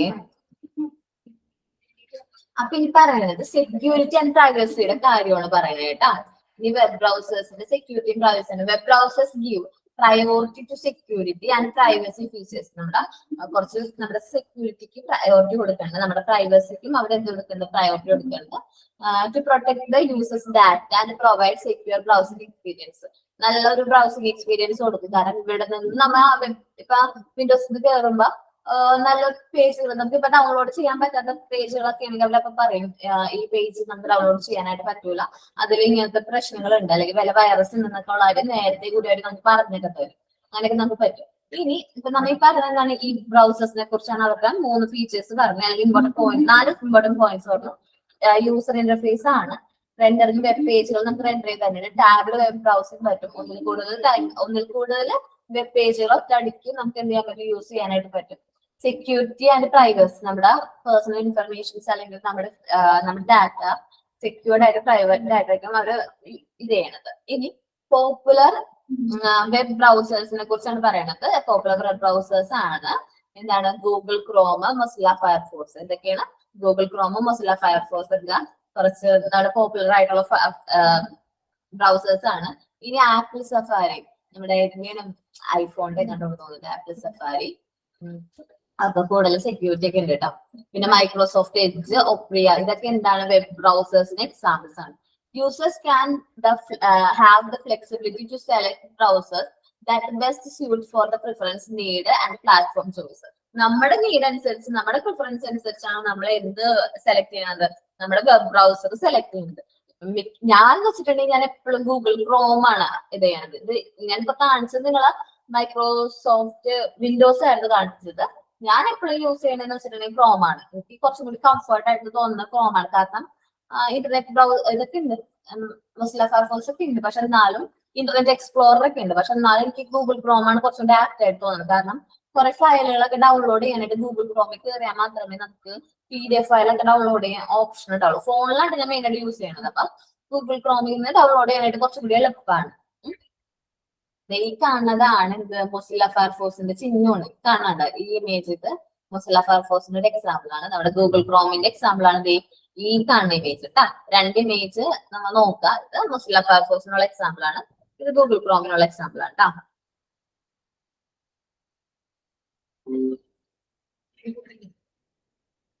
ഓക്കെ, എനിക്കാ നോക്കോളെ ഇതിലേക്ക് വരാം. ഈ വെബ് ബ്രൗസേഴ്സ് മനസ്സിലായോ? മനസ്സിലായോ?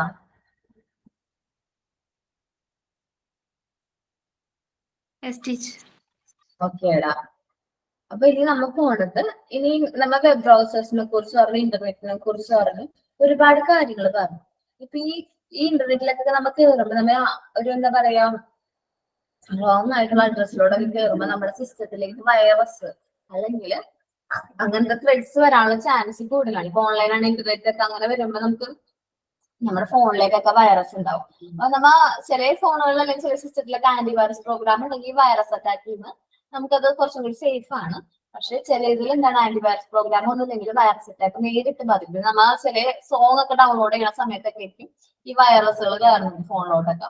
അത് നമ്മുടെ ഫോണിലുള്ള എല്ലാ ഡാറ്റാസും ഡാമേജ് ആക്കും. ഫോണിന്റെ നമ്മുടെ എന്താ പറയാ, സാധാരണ ഓപ്പറേഷൻ പോലും, കോമൺ ആയിട്ട് ചെയ്യുന്ന ഓപ്പറേഷൻസ് പോലും അത് സ്ലോ ഡൗൺ ആക്കും. എനിക്കത് ചെയ്യാൻ പറ്റാത്തൊരവസ്ഥയിലേക്ക് പോകും നമ്മുടെ വൈറസ് അറ്റാക്ക് വന്നു കഴിഞ്ഞാൽ കേട്ടാ. നമ്മളിപ്പോ ഇതിൽ നോക്കാൻ പോണത് ഓൺലൈൻ സെക്യൂരിറ്റിനെ കുറിച്ചാണ് നമ്മൾ ഇനി നോക്കാൻ പോണത്. Online security threats refers to numerous risk and vulnerabilities that can compromise the security of individual, the organization and system which use the internet. നമ്മ ഇന്റർനെറ്റ് നല്ലതാണെന്നൊക്കെ പറയട്ടെ, എന്നാൽ പോലും ഇന്റർനെറ്റ് യൂസ് ചെയ്യുമ്പോൾ നമുക്ക് ഒരുപാട് ത്രെഡ്സ് അല്ലെങ്കിൽ ഒരുപാട് റിസ്കുകൾ വരുന്നുണ്ട്, ഒരുപാട് തടസ്സങ്ങൾ വരുന്നുണ്ട്, അല്ലെങ്കിൽ ഒരുപാട് റിസ്ക് നമ്മൾ ഫേസ് ചെയ്യേണ്ടതായിട്ട് വരും. ഈ വൈറസ് അറ്റാക്ക് ഒക്കെ അതിന്റെ ഒരു എക്സാമ്പിൾ ആണ് കേട്ടോ. അങ്ങനത്തെ കുറച്ച് ത്രെഡ്സിനെ കുറിച്ചാണ് നമ്മൾ ഇനി നോക്കാൻ പോണേ കേട്ടോ. അത് കുറച്ച് ത്രെഡ്സ് ആണ് പറയാൻ പോണത്. മാൽവെയർ ആണ് ആദ്യത്തെ പറയുന്നത്. മാൽവെയർ എന്ന് വെച്ചിട്ടുണ്ടെങ്കിൽ അതിന്റെ ഷോർട്ട് എന്താണെന്ന് വെച്ചിട്ടുണ്ടെങ്കിൽ ഫോർ മാലിഷ്യസ് സോഫ്റ്റ്വെയർ എന്നാണ് അതിന്റെ പേര്. ഇതിനുള്ളിൽ ഈ ഒരു സോഫ്റ്റ്വെയറിലേക്ക് നമ്മൾ അറിയാണ്ട് നമ്മൾ ഏതെങ്കിലും ക്ലിക്ക് ചെയ്ത് സെർച്ച് ചെയ്ത് പോകുമ്പോൾ ഈ ഒരു സോഫ്റ്റ്വെയറിലേക്ക് കയറാണെന്ന് വിചാരിക്കും. പെട്ടെന്ന് നമ്മുടെ സിസ്റ്റം എന്താവും, വൈറസ് അറ്റാക്ക് വരും. ഈ സിസ്റ്റത്തിൽ ഒരുപാട് വൈറസുകൾ അല്ലെങ്കിൽ വോംസ്, ട്രോജൻസ്, റാൻസോം വയർസ് അല്ലെങ്കിൽ സ്പൈ വയർസ് ഒക്കെ ഇതിന്റെ ഉള്ളിലുണ്ട്. നമ്മൾ അറിയാണ്ട് എങ്ങാനും ഈ ഒരു സൈറ്റിലേക്ക് കയറി കഴിഞ്ഞിട്ടുണ്ടെങ്കിൽ നമ്മുടെ സിസ്റ്റത്തിൽ എന്തില്ലാന്ന് വിചാരിക്കണം, നമ്മുടെ സിസ്റ്റത്തിൽ ആന്റിവൈറസ് പ്രോഗ്രാം ഒന്നും ഇല്ലെങ്കിൽ പെട്ടെന്ന് നമ്മുടെ സിസ്റ്റം ഇതിനെ അറ്റാക്ക് ആക്കും. നമ്മുടെ ഒരുപാട് ഡാറ്റാസ് ചോർത്തെടുക്കാനൊക്കെ ഉള്ള ഓപ്ഷൻസ് ഉണ്ട്. നമ്മ ശ്രദ്ധിക്കണം, ഇങ്ങനത്തെ അൺറിസ്ട്രിക്റ്റഡ് ആയിട്ടുള്ള സോഫ്റ്റ്വെയർസിലോടൊന്നും കയറാറില്ല, അൺറിസ്ട്രിക്റ്റഡ് ആയിട്ടുള്ള വെബ് പേജുകളിലോടൊന്നും കയറരുത്. ഒരു കാരണവശാലും ഇതൊന്ന് സെർച്ച് ചെയ്ത് നോക്കുമ്പോൾ malware short for malicious software consists of virus, worms, trojan, ransomwares and spywares. ഇതൊക്കെയാണ് ഇതിന്റെ ഉള്ളിലുള്ളത്. Malware is outlined to damage or attain unauthority entry to the society. നമ്മുടെ സിസ്റ്റം ഒന്നില്ലെങ്കിൽ ഡാമേജ് ചെയ്ത് കളയും, മൊത്തമായിട്ട് അവർ കൊളാപ്സ് ചെയ്ത് കളയും. അല്ലെങ്കിൽ അൺഓതറൈസ്ഡ് എൻട്രി നമ്മുടെ സിസ്റ്റത്തിലേക്ക് നമ്മൾ അറിയാണ്ട് മറ്റൊരാൾക്ക് എൻട്രി ചെയ്യാൻ പറ്റും. അയാൾ വേണമെങ്കിൽ നമ്മുടെ ഇൻഫർമേഷൻസ് ഒക്കെ എന്തെങ്കിലും കട്ടെടുക്കും. അല്ലെങ്കിൽ നമ്മുടെ സാധാരണ കമ്പ്യൂട്ടറിന്റെ ഓപ്പറേഷൻസ്, സാധാരണ കമ്പ്യൂട്ടർ സിസ്റ്റത്തിന്റെ ഓപ്പറേഷൻസ് തന്നെ ഡാമേജ് ചെയ്യാനൊക്കെ ഇവർക്ക് പറ്റും, ഈ പറഞ്ഞ വൈറസുകൾക്ക് പറ്റും. Malware is outlined to damage or attain unauthorized entry to the system and steal sensitive information. നമ്മൾ സെൻസിറ്റീവ് ആയിട്ട് നമ്മൾ സ്റ്റോർ ചെയ്ത് വെച്ചിരിക്കുന്ന ഇൻഫർമേഷൻസ് അവർ കട്ടെടുക്കും. Or damage normal computer operation, നമ്മുടെ സാധാരണ കമ്പ്യൂട്ടർ ഓപ്പറേഷൻസ് ഡാമേജ് ചെയ്യാൻ ഇവരെ കൊണ്ട് പറ്റും. ഇനി അടുത്താണ് phishing. Involves the full attempt to deceive the users into providing sensitive information like password, credit card details or personal data. ഇപ്പൊ നമ്മുടെ സൈറ്റിലേക്ക്, നമ്മുടെ സിസ്റ്റത്തിലേക്ക് അവരെ അസസ് ചെയ്തിട്ടുണ്ടെങ്കിൽ ഇങ്ങനെ ഏതെങ്കിലും വൈറസ് വഴി നമ്മുടെ സിസ്റ്റത്തിലേക്ക് കയറിയിട്ട് അവർ ഓൾറെഡി ആ സിസ്റ്റത്തിൽ ആക്റ്റീവ് ആയിരിക്കും. എന്നിട്ട് നമ്മളോട് വിളിച്ചിട്ട് ഇങ്ങനെയൊക്കെ പറയും, ഫോണിൽ വിളിച്ചിട്ടൊക്കെ പറയും, ഞാൻ ഇന്ന ബാങ്കിൽ നിന്നാണ്, നിങ്ങളുടെ ഇന്ന ബാങ്കിൽ നിന്ന് ഇന്ന ബ്രാഞ്ചിൽ നിന്നാണ്, നിങ്ങൾക്ക് പറ്റുമെങ്കിൽ നിങ്ങളുടെ ക്രെഡിറ്റ് കാർഡ് ഇൻഫർമേഷൻസ് ഒന്ന് അപ്ഡേറ്റ് ചെയ്യണം, അതുകൊണ്ട് നിങ്ങൾക്ക് ക്രെഡിറ്റ് കാർഡ് ഇൻഫർമേഷൻ ഷെയർ ചെയ്യും, കാർഡ് നമ്പർ ഷെയർ ചെയ്യാൻ പറയും, അതേപോലെ കാർഡിന്റെ എക്സ്പയറി ഷെയർ ചെയ്യാൻ പറയും, അതേപോലെ ആ ഒരു നമ്പർ ഉണ്ടല്ലോ ആ ഒരു നമ്പർ ഷെയർ ചെയ്യാൻ പറയും. അങ്ങനെ ഷെയർ ചെയ്ത് കൊടുത്തു കഴിഞ്ഞാൽ നമ്മുടെ സിസ്റ്റത്തിൽ നിന്ന് തന്നെ അവർ എന്തെങ്കിലും പൈസ വിഡ്രോ ഒക്കെ ചെയ്താളായി. അങ്ങനെ നമ്മുടെ സിസ്റ്റത്തിലേക്ക് നമ്മൾ അറിയാണ്ട്, നമ്മുടെ ഓർഗനൈസേഷൻ ഒന്നും ഇല്ലാണ്ട് അവർ എൻ്റർ ചെയ്യുന്ന ആ ഒരു ഇതിനെയാണ് നമ്മൾ പറയുന്നത് ഫിഷിംഗ് എന്ന് പറയുന്നത്. Attack often happen the form of emails. അപ്പൊ നമുക്ക് റോ ആയിട്ട് ഒരുപാട് ഇമെയിൽസ് വരും. അങ്ങനത്തെ ഇമെയിൽസ് ഒക്കെ നമ്മൾ ചെക്ക് ചെയ്യുമ്പോൾ ഏതെങ്കിലും ലിങ്ക് കാണും അതിന്റെ ഇടയിൽ. അപ്പൊ ആ ലിങ്ക് ക്ലിക്ക് ചെയ്യണമെങ്കിൽ ഓൾറെഡി അത് എന്ത് ചെയ്യും, ആ ലിങ്ക് വഴി നമ്മുടെ സിസ്റ്റത്തിലേക്ക് അവർ അറ്റാക്ക് ചെയ്യും. അല്ലെങ്കിൽ വെബ്സൈറ്റ്, നമ്മൾ അറിയാണ്ട് ഏതെങ്കിലും ഒരു വെബ്സൈറ്റിലേക്കോ അല്ലെങ്കിൽ ആ ഒരു മെസ്സേജ് വന്ന് അതിലേക്കോ ക്ലിക്ക് ചെയ്ത് കയറി പോകുമ്പോഴാണ് ഈ സോഫ്റ്റ്വെയർ ഇതിലിങ്ങനെ പുറത്തു നിന്ന് നമ്മുടെ സിസ്റ്റത്തിലേക്ക് എൻ്റർ ആവുന്നത്. ദാറ്റ് ഇൻറ്റിമേറ്റ് എനിത്തിങ്, പുറത്തുനിന്ന് ഒരാളെ നമ്മുടെ സിസ്റ്റത്തിലേക്ക് ആക്കിയാണ്. Tracking users in to revealing their information. അവരിങ്ങനെ വെയിറ്റ് ചെയ്തിരിക്കും, ട്രാക്ക് ചെയ്തിരിക്കും. നമ്മൾ എപ്പോഴാണോ നമ്മുടെ സിസ്റ്റത്തിൽ ഗൂഗിൾ പിൻ അടിക്കണമെന്ന് വിചാരിക്കും, ഗൂഗിൾ വഴിയാണ് നമ്മൾ കാര്യങ്ങളൊക്കെ പൈസ ഒക്കെ പേസ് ചെയ്യുന്നത്. അപ്പൊ ഗൂഗിളിന്റെ ഫസ്റ്റ് പിൻ അടിച്ചു, അത് കഴിഞ്ഞ് നമ്മുടെ ഗൂഗിളിന്റെ മറ്റേ ലാസ്റ്റ് ആ ഒരു രണ്ടാമത്തെ പിൻ ഉണ്ടല്ലോ പേയ്മെന്റ് കൊടുക്കുമ്പോൾ, ആ പിന്നും കൂടി കിട്ടിക്കഴിഞ്ഞിട്ടുണ്ടെങ്കിൽ നമ്മൾ അറിയാണ്ട് എന്താ നമ്മുടെ സിസ്റ്റത്തിൽ അല്ലെങ്കിൽ നമ്മുടെ ലാപ്ടോപ്പിൽ കയറിയിട്ട് അവരെന്ത് ചെയ്യും, പൈസ ഒക്കെ വിഡ്രോ ചെയ്യും, അല്ലെങ്കിൽ വേറെ ആൾക്ക് സെൻഡ് ചെയ്തൊക്കെ കൊടുക്കും. അങ്ങനത്തെ കാര്യങ്ങളും ഇപ്പൊ നടക്കുന്നുണ്ട്. ഇനി ഐഡന്റിറ്റി തെഫ്റ്റ് ആണ്. നമ്മുടെ ഐഡന്റിറ്റി അവരെന്തെയും മോഷ്ടിച്ചിട്ട് നമ്മുടെ സോഷ്യൽ സെക്യൂരിറ്റി അങ്ങനത്തെ കാര്യങ്ങളെല്ലാം മോഷ്ടിച്ചിട്ട് ഇപ്പൊ നമ്മുടെ ഫേസ്ബുക്കിന്റെ പാസ്വേഡും എന്താണ് യൂസർ ഐഡിയും പാസ്വേഡും കിട്ടിക്കഴിഞ്ഞാൽ അവർക്ക് എവിടെ നിന്ന് വേണമെങ്കിലും അത് എന്ത് ചെയ്യാൻ പറ്റും, അക്സസ് ചെയ്തിട്ട് നമ്മൾ അറിയാണ്ട് നമ്മൾ അറിയാത്ത കാര്യങ്ങളൊക്കെ അതിലേക്ക് അപ്ലോഡ് ചെയ്യും. ഇപ്പൊ നാഷണൽ സെക്യൂരിറ്റിയുടെ ഓപ്പോസിറ്റ് ആയിട്ടുള്ള കാര്യങ്ങൾ, അല്ലെങ്കിൽ നമ്മുടെ ഇന്ത്യയുടെ ഫ്ലാഗ് ഒക്കെ ഓപ്പോസിറ്റ് ആയിട്ടുള്ള കാര്യങ്ങളൊക്കെ, അങ്ങനത്തെ ഫ്ലാഗിനൊക്കെ മോശമായിട്ട് വയ്ക്കുന്ന രീതിയിലൊക്കെ കൊടുത്തു കഴിഞ്ഞാൽ നമുക്കെതിരെ കേസ് വരും. അപ്പൊ നമ്മുടെ റെപ്യൂട്ടേഷനൊക്കെ അത് നന്നായിട്ട് ബാധിക്കും. നോക്കാം, ഐഡന്റിറ്റി തെഫ്റ്റ് ആണ് പറയുന്നത്. Identity theft happens when someone acquire and use another person's personal information. മറ്റൊരു വ്യക്തിയുടെ പേഴ്സണൽ ഇൻഫർമേഷൻസ് യൂസ് ചെയ്ത് such as social security number വഴിയോ അല്ലെങ്കിൽ ക്രെഡിറ്റ് കാർഡ് നമ്പർ യൂസ് ചെയ്യുക, അല്ലെങ്കിൽ ലോഗിൻ വിത്തൗട്ട് ദാറ്റ് പെർമിഷൻ, നമ്മുടെ പെർമിഷൻ ഒന്നും ഇല്ലാണ്ട് നമ്മുടെ ഐഡന്റിറ്റി യൂസ് ചെയ്തിട്ട് അവർ ചെയ്യണ കാര്യമാണ് പറയുന്നത്. ഇത് എന്തിന് കാരണമാവും? This end up in financial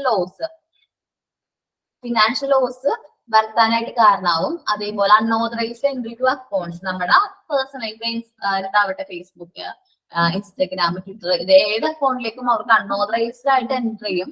അത് എന്തിന് കാരണം? നമ്മുടെ റെപ്യൂട്ടേഷൻ, ഇൻഡിവിജ്വൽ റെപ്യൂട്ടേഷൻ ഡാമേജ് ആക്കാനായിട്ട് കാരണമാവും. ഇനി ഡാറ്റ ബ്രീച്ച് ആണ് പറയുന്നത്. Data breach includes unauthorised entry to sensitive information. അപ്പൊ ഡാറ്റാബേസ് വെച്ചിട്ടുണ്ടെങ്കിൽ ഇതന്നെയാണ് സെയിം തന്നെയാണ് നമ്മൾ അൺഓതറൈസ്ഡ് ആയിട്ടുള്ള ആൾക്കാർ നമ്മുടെ സെൻസിറ്റീവ് ഇൻഫർമേഷൻസ് കയറണമെന്നാണ് പറയുന്നത്. സെൻസിറ്റീവ് ഇൻഫർമേഷൻ എന്തൊക്കെയാണ്? നമ്മുടെ പേഴ്സണൽ റെക്കോർഡ്സ് ആവട്ടെ, ഫിനാൻഷ്യൽ ഡാറ്റ, ഇന്റലക്ച്വൽ പ്രോപ്പർട്ടി, അതേപോലെ നോർമലി ത്രൂ ഹാക്കിംഗ്. ഇത് ഡാറ്റാബേസ് എപ്പോഴാണ് വന്നത്? ഹാക്ക് ചെയ്യുമ്പോഴാണ്. നമ്മൊരു പബ്ലിക് വൈഫൈ യൂസ് ചെയ്യണേ അവിടെ അടുത്ത് തന്നെ ഉണ്ടെങ്കിൽ അവർക്ക് അത് ഹാക്ക് ചെയ്യാനുള്ള ഓപ്ഷൻസ് ഉണ്ട്. ഇപ്പൊ കുറെ ഹാക്കേഴ്സ് ഒക്കെ ഉണ്ട്. നമ്മുടെ ഡാറ്റാസ് ഒക്കെ നല്ല രീതിയിൽ സെക്യൂർഡ് ആയിട്ടും പാസ്വേഡ് ആയിട്ടും. സാധാരണ പാസ്വേഡ് ഒന്നല്ല, ഇപ്പൊ 1 2 3 4 5 6 അങ്ങനത്തെ പാസ്വേഡ് ഒന്നല്ല. അത്യാവശ്യം പെട്ടെന്ന് ആൾക്കാർക്ക് കണ്ടുപിടിക്കാൻ പറ്റാത്ത രീതിയിലുള്ള പാസ്വേഡ്സ് ഒക്കെ കൊടുക്കുക. അല്ലെങ്കിൽ എന്ത് ചെയ്യും? അവർ പെട്ടെന്ന് ഹാക്ക് ചെയ്യും. exploiting vulnerable abilities in system or network. Data breach may end up a lot of financial losses. ഇതേപോലെ അവർ നമ്മുടെ പാസ്വേഡ്സും കാര്യങ്ങളും യൂസർ ഐ ഡി ഒക്കെ കണ്ടുപിടിച്ച് ഹാക്ക് ചെയ്തെടുത്ത് അവരെന്ത് ചെയ്യും? നമുക്ക് നമ്മുടെ അക്കൗണ്ടിൽ നിന്ന് പൈസ അവരെന്നെ വിഡ്രോ ചെയ്യും. അല്ലെങ്കിൽ വേറെ IFSC കോഡിനൊക്കെ IFSC കോഡും അതൊക്കെ അവിടുത്തെ അവരുടെ വേറെ അക്കൗണ്ടിലേക്കൊക്കെ പൈസ ഒക്കെ ട്രാൻസ്ഫർ ചെയ്യും. പിന്നെ റെപ്യൂട്ടേഷണൽ ഡാമേജ്, കംപ്രൈസ് പ്രൈവസി, നമ്മുടെ പ്രൈവസി ഒക്കെ കംപ്രൈസ് ചെയ്യും. നമ്മുടെ ഡാമേജ് അത് വരും. അങ്ങനത്തെ കുറച്ച് പ്രശ്നങ്ങളൊക്കെ ഉണ്ട്. ഇനി man in middle attacks. Man in middle attacks എന്ന് വെച്ചാൽ നമ്മുടെ സിസ്റ്റത്തിലേക്ക് നമ്മൾ അറിയാണ്ട് ഒരാള് സെക്കൻഡ് ടു പാർട്ടീസ് വിത്തൗട്ട് നമ്മുടെ നോളജ്, നമ്മുടെ പെർമിഷൻ ഇല്ലാണ്ട് അവർ ഉണ്ടെന്ന് വിചാരിക്കും. നമ്മുടെ സിസ്റ്റം എപ്പോഴും വാച്ച് ചെയ്തുകൊണ്ടിരിക്കുന്ന ഇപ്പൊ നമ്മ അങ്ങനെ ഒരു സംഭവം ഉണ്ടെങ്കിൽ managed attack includes interrupting or changing communication between two parties without their knowledge. അവരുടെ നോളജ് ഇല്ലാണ്ട് തന്നെ മറ്റൊരാളെ കേട്ടുകൊണ്ടിരിക്കുകയാണെങ്കിൽ അങ്ങനെ വരുമ്പോ അറ്റാക്ക് ക്യാൻ ഓവർ ഹിയർ. അങ്ങനെ ഒരു ഓവർ ഹിയർ അറ്റാക്ക് വരാനുള്ള ചാൻസ് ഉണ്ട്. മോഡിഫൈ, നമ്മൾ എന്തെങ്കിലും കാര്യങ്ങൾ കമ്മ്യൂണിക്കേറ്റ് ചെയ്യുമ്പോൾ അതിൽ അവർ മോഡിഫൈ ചെയ്തിട്ടായിരിക്കാം മെയിൽ അയക്കുന്നത്. നമ്മൾ ഉദ്ദേശിച്ച രീതിയിലായിരിക്കും കമ്മ്യൂണിക്കേഷൻ വരുന്നത്. അതേപോലെ നമ്മുടെ സ്പൈ ഒക്കെ ഉണ്ടല്ലോ, സ്പൈ വർക്ക് ഒക്കെ ചെയ്യുമ്പോ എന്താണ് നമ്മുടെ സിസ്റ്റം നമ്മൾ യൂസ് ചെയ്യുന്ന എന്തിനൊക്കെ വേണ്ടിയിട്ടാന്നുള്ള കാര്യങ്ങൾ അവര് അപ്പൊ തന്നെ അവരുടെ സിസ്റ്റത്തിൽ നമ്മൾ ഏതൊക്കെ വെബ് പേജിലേക്കാണ് പോണേന്നൊക്കെ ഉള്ള കാര്യം അവരുടെ വെബ് പേജിൽ അപ്പൊ തന്നെ ഓപ്പൺ ആവും. അതങ്ങനെ വരും സ്പൈ വർക്ക് ഒക്കെ ആണെങ്കിൽ. The attacks can overhear, modify or inject spiteful content into communication. അപ്പൊ എന്താണ് ഇങ്ങനത്തെ കാര്യങ്ങളൊക്കെ കൊണ്ടുവരും. നമ്മുടെ കമ്മ്യൂണിക്കേഷൻ കുറച്ചും കൂടി കുറച്ചും സെൻസിറ്റീവ് ആയിട്ടുള്ള കമ്മ്യൂണിക്കേഷൻ ഒക്കെയാണ്. ഭയങ്കരമായിട്ട് ഇമ്പോർട്ടന്റ് ആയിട്ടുള്ള കാര്യങ്ങൾ കമ്മ്യൂണിക്കേറ്റ് ചെയ്യുമ്പോൾ അവരെന്ത് ചെയ്യും? വേറെ കാര്യങ്ങളൊക്കെ എൻട്രി ചെയ്തിട്ട് നമുക്ക് അവർക്ക് സെൻഡ് ചെയ്ത് കൊടുക്കും. അത് നമ്മൾ ആ ഒരു കമ്മ്യൂണിക്കേഷൻ വളരെ മോശമായിട്ട് ബാധിക്കും.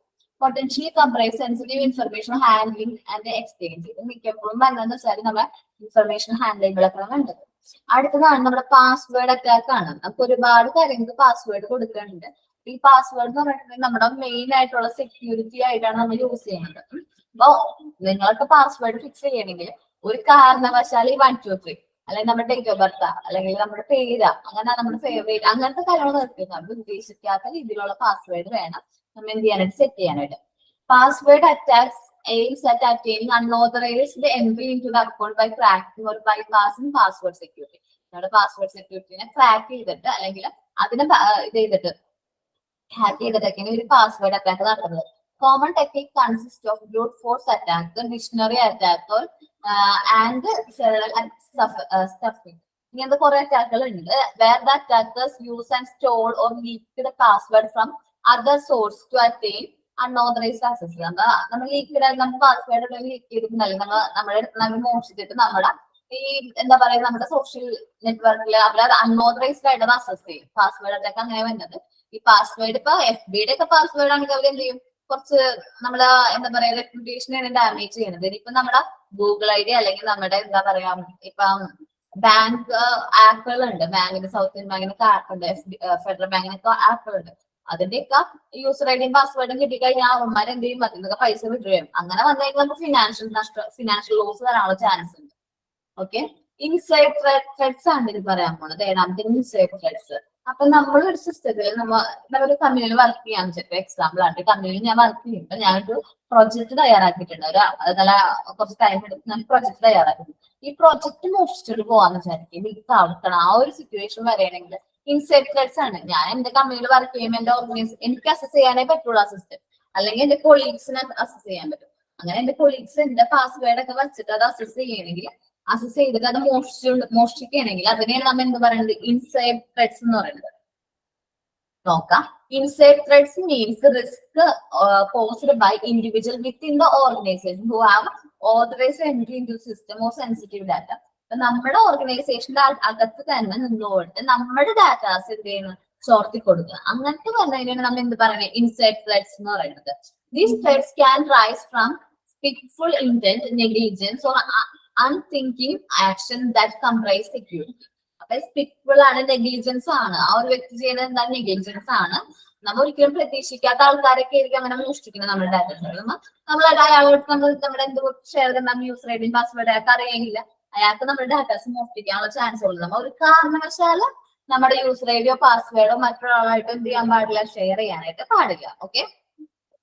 ഇനി അൺസെക്യൂർഡ് വൈഫൈസ് നമ്മൾ കോമൺ ആയിട്ട് യൂസ് ചെയ്യുന്നത്, നമ്മൾ വൈഫൈ ഓപ്പൺ വൈഫൈ ആണെങ്കിൽ അപ്പൊ തന്നെ കണക്ട് ആവും, നമ്മുടെ വൈഫൈ ഓൺ ആണെങ്കിൽ കണക്ട് ആവും. ചില സമയങ്ങളിൽ ഈ അൺസെക്യൂർഡ് വൈഫൈന്ന് എന്ത് വൈറസ് അറ്റാക്ക് ഒക്കെ വരാനുള്ള ചാൻസ് ഉണ്ട്, അൺഓതറൈസ്ഡ് എൻട്രീസ് ഒക്കെ വരാനുള്ള ചാൻസ് ഉണ്ട്. അപ്പൊ നമ്മൾ എന്ത് ചെയ്യണം, നമ്മൾ എപ്പോഴും വൈഫൈ ഓഫ്, നമ്മുടെ ഹോട്ട്സ്പോട്ട് എന്ത് ചെയ്തോ ഓഫ് ചെയ്തിടാം. ഹോട്ട്സ്പോട്ട് ഓൺ ആണെങ്കിലാണല്ലോ വൈഫൈ കണക്ട് ആവുന്നത് ഓട്ടോമാറ്റിക്കലി. അങ്ങനെ വരരുത്. അൺഓതറൈസ്ഡ് ആയിട്ടുള്ള ഒരാളും നമ്മുടെ വൈഫൈ കണക്ട് ചെയ്യാനൊന്നും പാടില്ല. Using unsecured or public Wi-Fi network can reveal the users to risk like the data interruption, unauthorized entry, and the man in the middle attack. ഈ മൂന്ന് കാര്യങ്ങളും അൺഓതറൈസ്ഡ് വൈഫൈസ് അല്ലെങ്കിൽ അൺസെക്യൂർഡ് വൈഫൈ, അത് പബ്ലിക് വൈഫൈ ഒക്കെ use ചെയ്യുമ്പോഴാണ് ഇങ്ങനത്തെ അറ്റാക്കുകൾ വരുന്നത്. The attackers can catch network tariff and capture sensitive information. ഇവർക്ക് ഈ അറ്റാക്കേഴ്സിന് നമ്മുടെ ഡാറ്റാസ് നെറ്റ്വർക്കിലേക്ക് എന്ത് ചെയ്യാനായിട്ട് ക്യാച്ച് ചെയ്യാനും നമ്മുടെ ഇൻഫർമേഷൻസ് ഒക്കെ മോഷ്ടിക്കാനുള്ള ചാൻസുകൾ കൂടുതലാണ്.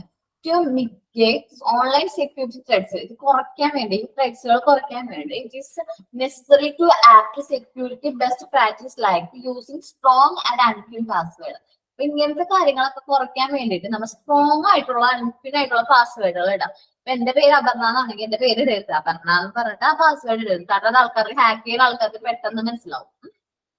Frequently updating software and applications, നമ്മുടെ സോഫ്റ്റ്വെയർസ് എപ്പോഴും അപ്ഡേറ്റ് ചെയ്തുകൊണ്ടിരിക്കുക, ഫ്രീക്വന്റ്ലി അപ്ഡേറ്റ് ചെയ്യുക, നമ്മുടെ ആപ്ലിക്കേഷൻസ് അപ്ഡേറ്റ് ചെയ്യുക. എനേബിൾ ടു ഫാക്ടർ ഒതന്റിഫിക്കേഷൻ, നമ്മുടെ ടു ഫാക്ടർ ഒതന്റിഫിക്കേഷൻ കൊടുക്കുക. നമ്മുടെ ആദ്യത്തെ ഇപ്പൊ നമ്മുടെ ഗൂഗിൾ പേയിലുണ്ടത് ആദ്യം നമ്മൾ അടിച്ചു കാരണം എന്താണ്, നമ്മുടെ ആദ്യത്തെ പിന്നായിരിക്കും. അത് കഴിഞ്ഞ പേയ്മെന്റിന്റെ സമയത്ത് വേറൊരു പിന്നടിക്കണം. അപ്പൊ ആദ്യത്തെ പിന്നെ ആരെങ്കിലും ഹാക്ക് ചെയ്താലും രണ്ടാമത് അടിക്കണം പിന്നെ നമ്മൾ പേയ്മെന്റ് ചെയ്യുമ്പോൾ മാത്രമാണ് നമ്മൾ എന്ത് ചെയ്യണത്, ആ പിന്നടിക്കാതെ. അപ്പൊ എന്താണ്, അത് രണ്ട് പിന്നുള്ളതുകൊണ്ട് കൺഫ്യൂഷൻ വരാനുള്ള ചാൻസ് ഉണ്ട്. അപ്പൊ ടു ഫാക്ടർ ഒതന്റിഫിക്കേഷൻ കൊടുക്കാം, ഫിംഗർ ലോക്കോ അല്ലെങ്കിൽ ഫേസ് ഐഡി ഒക്കെ കൊടുക്കാം. B caution of double email links, doubtful emails of links.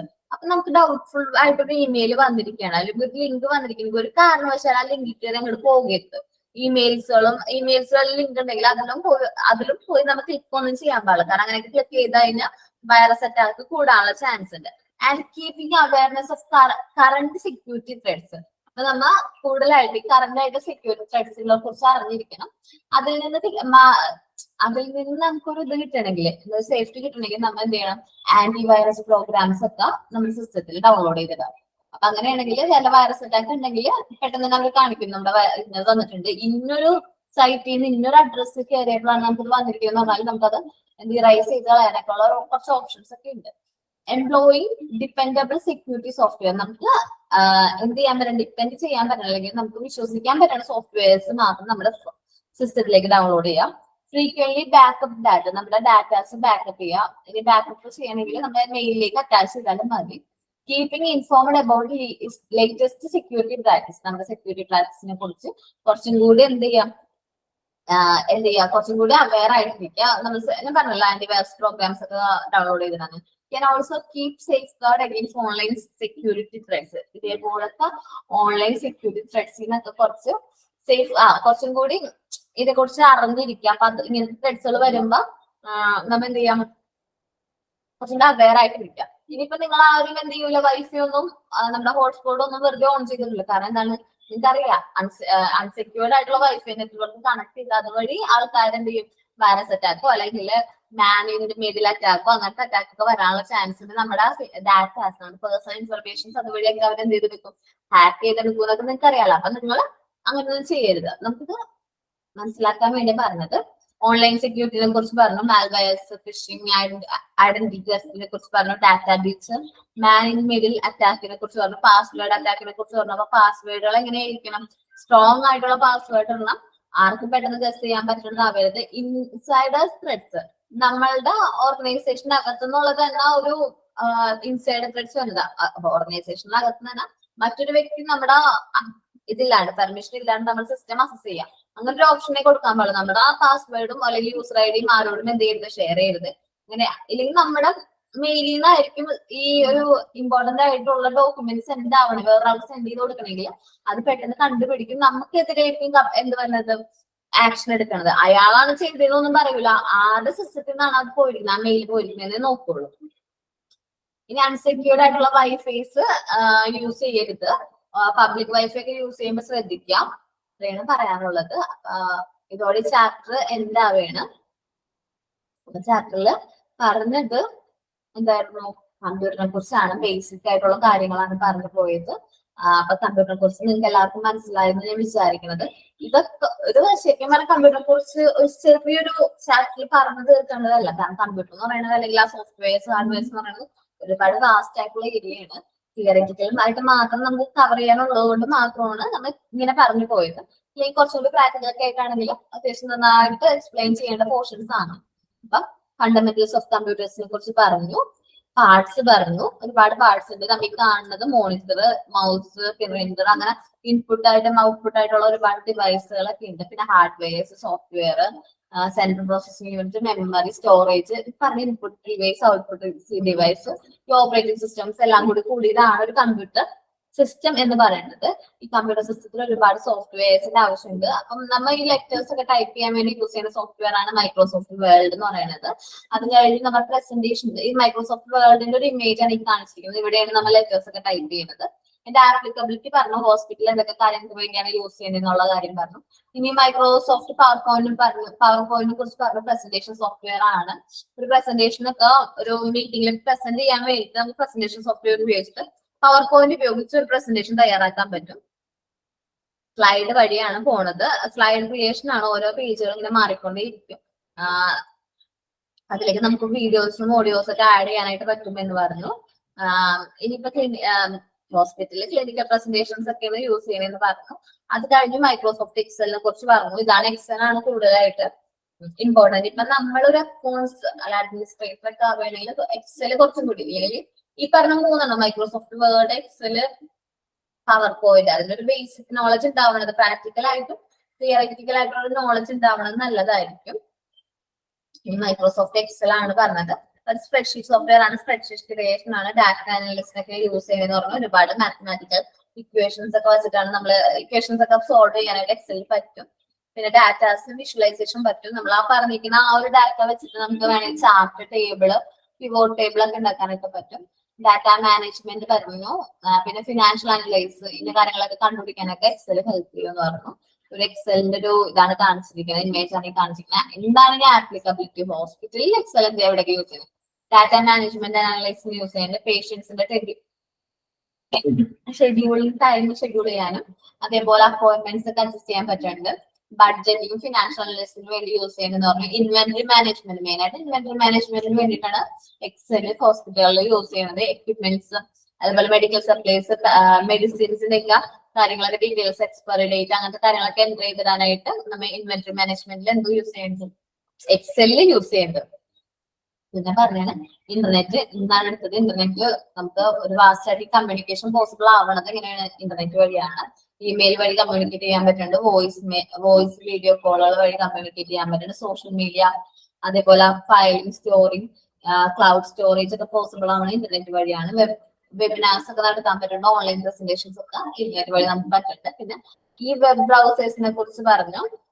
ഈ വെബ് ബ്രൗസേഴ്സ് കുറച്ച് അതിന് ഇമ്പോർട്ടന്റ് പോയിന്റ്സ് പറഞ്ഞു. യൂസർ ഇന്റർഫേസ് ആണ്, യൂസർ ഫ്രണ്ട്ലി സോഫ്റ്റ്വെയർ ആണ്. പിന്നെ റെൻഡറിംഗ് വെബ് പേജ് നമുക്ക് അവർ അതിൽ വെച്ച് നമുക്ക് സെർച്ച് ചെയ്ത് കഴിഞ്ഞാൽ വെബ് പേജുകളിലേക്ക് പോകുമ്പോൾ അവർ നമുക്ക് അത് പ്രൊവൈഡ് ചെയ്യുന്നുണ്ട്. ടാബ്ഡ് ബ്രൗസർ, ഒന്നിൽ കൂടുതൽ ടൈമിൽ ഒറ്റ ടൈമിൽ തന്നെ ഒരുപാട് പേജുകളിലേക്ക് നമുക്ക് പോകാനുള്ള ഓപ്ഷൻസ് ഉണ്ട്. സെക്യൂരിറ്റീസ് ആൻഡ് പ്രൈവസി പറഞ്ഞു. നമുക്ക് നല്ല രീതിയിലുള്ള സെക്യൂരിറ്റി പ്രൈവസി ആണ് ഇങ്ങനത്തെ വെബ് പേജുകളൊക്കെ പ്രൊവൈഡ് ചെയ്യുന്നുണ്ട്. മൊസില്ല ഫയർഫോഴ്സ്, ഗൂഗിൾ ക്രോം, അങ്ങനത്തെ എക്സാമ്പിൾ പറഞ്ഞത്.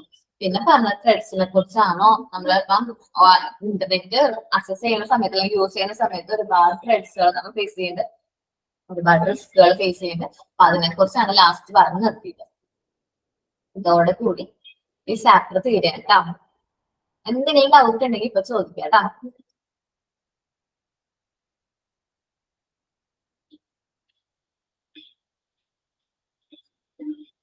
എന്തെങ്കിലും ഡൗട്ട് ഉണ്ടോ?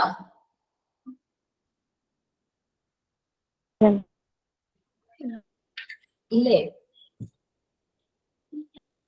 ഇല്ല മിസ്. ഓക്കെ, എല്ലാവരും നന്നായിട്ട് വായിച്ചു നോക്കാം കേട്ടോ. വായിച്ചു നോക്കാം. ഇനി ഇതില് മാൻ ഇൻ മിഡിൽ അറ്റാക്സ് അതെന്താണ് ഫുൾ ഫോം ഒക്കെ ചോദിക്കാനുള്ള ചാൻസ് ഉണ്ട്. പിന്നെ എന്താ പിന്നെ WWW അതിന്റെ ഫുൾ ഫോം ചോദിക്കാനുള്ള ചാൻസ് ഉണ്ട് എക്സാമിന്റെ അവരോട് പറഞ്ഞ, അല്ലെങ്കിൽ മോക്ക് ടെസ്റ്റിലൊക്കെ ചോദിക്കാം. അങ്ങനത്തെ കാര്യങ്ങളൊക്കെ ചോദിക്കാം. പിന്നെ URLs അതിന്റെ ഷോർട്ട് ഫോം ചോദിക്കാം. അപ്പൊ ഇങ്ങനത്തെ കാര്യങ്ങളൊക്കെ നന്നായിട്ട് വായിച്ചു നോക്കാം കേട്ടോ. ചാപ്റ്റർ ഒന്നും കൂടി നല്ല രീതിയിൽ വായിച്ചു നോക്കാം. എന്നിട്ട് എക്സാമിന് പ്രിപ്പയർ ചെയ്യാൻ നല്ല രീതിയിൽ പ്രിപ്പയർ ചെയ്യാം കേട്ടോ. Okay, thank you.